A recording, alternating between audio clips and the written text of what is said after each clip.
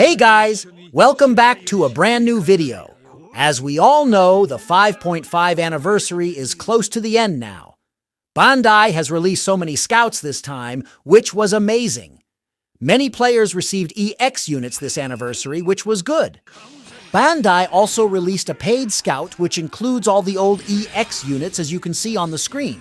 Today we will talk about these EX units and whether this scout is worth spending the money. So let's begin. First, you can see Blackbeard. Well, he's one of the oldest units in the game. He also received a buff previously. He's good with a status effect, which prevents the enemy from dodging the skill. He can even interrupt the Ashura of Zoro, which is quite amazing. He can pull enemies towards himself, which is again a good thing. But he's not good in meta because he can't fill the treasure gauge past 100% and can't refill treasure ignoring the enemy.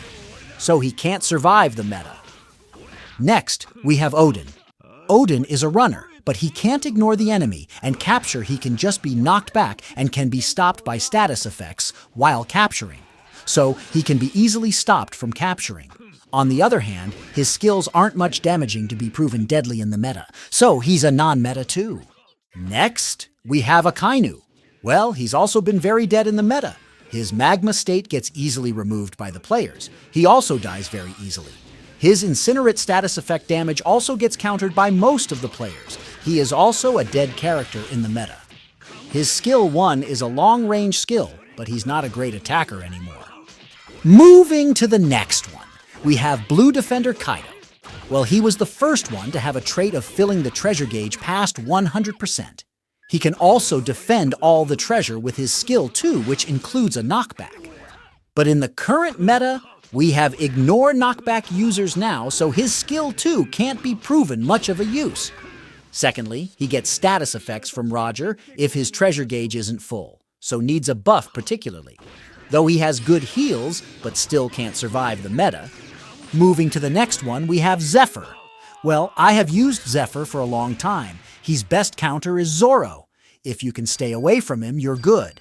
He has a buffed state which allows him to knock back on the second hit of his normal attack, which is pretty good to counter Roger-like players. His buff state also allows him to nullify status effects and stagger as well.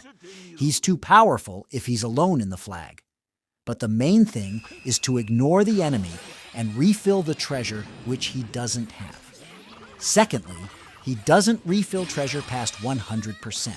So his traits are good, but he is decent in the meta, not something totally crazy. Next is Bluffy. Well, he's one of the most favorite character of many players. He's also called the most expensive unit, but he needs a serious buff. His defense is very less, and he gets one shot most of the time. Though he has 2 invincible skills along with Bounceman's skill being very deadly, but his hold skill can't do anything as we have Lucci, which can prevent him from using the hold skill. Snakeman also doesn't have knockback nullification or any ignore enemy and capture trait, so he's a very decent unit these days. Moving to the next, we have Yamato. She has a counter skill and a hold skill, both being very good in amount of damage. She can also recover HP while capturing treasure to prevent getting KO. Though she gets knocked back easily while capturing, and she can still be usable but requires a lot of skill to be used. Next is Gold Roger. Well, he's the best unit you can get from this scout.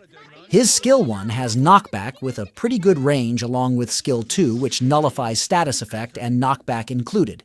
Secondly, he nullifies immobilizing status effects and 50% HP and removes the buff state of characters. He's the best unit of this scout. The second last is Hunger Pangs Big Mom. Well, she also received a buff recently. She can ignore the enemy and capture when she is above 50% HP. Secondly, she recovers HP capturing treasure. Her skill 2 is also very high damaging, and she also inflicts shock with skill 1 in certain time intervals. Well, she's decent to use in the meta, but don't expect too much from her and requires much skill to be used. At last, we have Marineford Shanks. He also got a buff before. His skill 2 is pretty long range, along with skill 1 counter is very high damaging.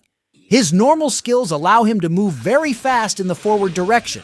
His attack also increases to 100% when he KO an enemy with 25% attack increase. He's also a good one too. Get from this scout. Well, after completing all this list, the amount of the Scout, which varies according to the country. It's $39 to $40 in some country, and in my country, it's in 4,000 INR, which is around $48. According to me, this is too high priced, and you will get only one character from this Scout. Secondly, most of the characters are just trash in the Scout. So, according to me, you should just skip with this one.